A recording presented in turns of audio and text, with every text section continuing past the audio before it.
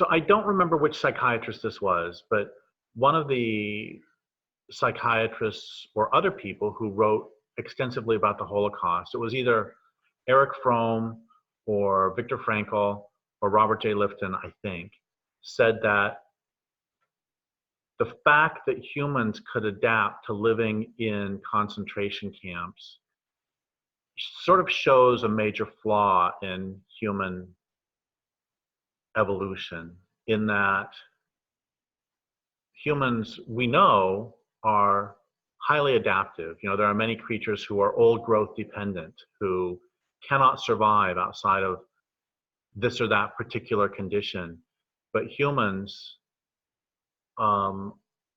even prior to modernity, showed that they could adapt to living in tropics, in polar conditions, in deserts, in forests, in grasslands. And so they're already a highly adaptable species, but modernity has shown that we are even more adaptable than we thought. And his basic point was, if we can adapt to living in a concentration camp, maybe evolution made it so we can adapt to things that are not good for us. And that was his primary point. And his point beyond that, the implication that he was getting at, is that we adapt to a lot of things that aren't good for us. Like I've mentioned before, that when I was in my early 20s, late teens, early 20s, I had this sort of hobby of asking people if they liked their jobs. About 90% said no. And what does it mean when the vast majority of people spend the vast majority of their waking hours doing things they don't want to do?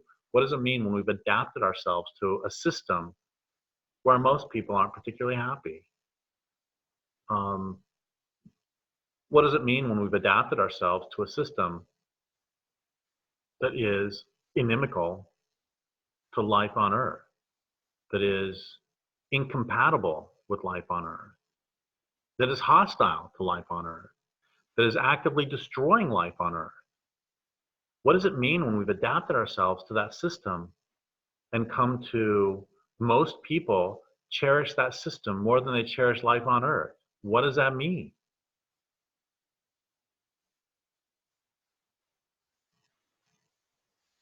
Well, it means that we have come to rely on the system more than on life itself, or we've come to perceive ourselves as relying on the system more than life itself, and that's why we pretend that we cherish it.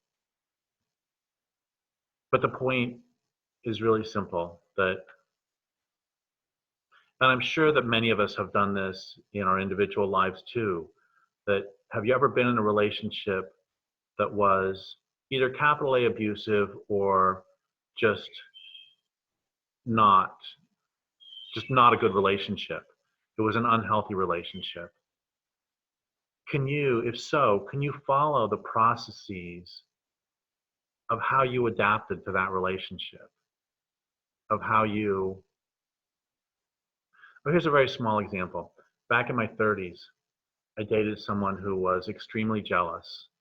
And I remember one time we were at an Olive Garden, of all places, and early in the relationship, and when I ordered, I looked up at the waitress, the female server, and made my order. And then later that evening, I got yelled at for having made eye contact with a waitress. So what did I do? When we went out to dinner after that, I wouldn't make eye contact if the server was female. I adapted to the relationship instead of going, this is not okay. And that's just what we do. We adapt step by step until we find ourselves in a situation that is far less than ideal. And while that may be regrettable and unfortunate on a personal level, on a planet murdering scale, it is completely unforgivable.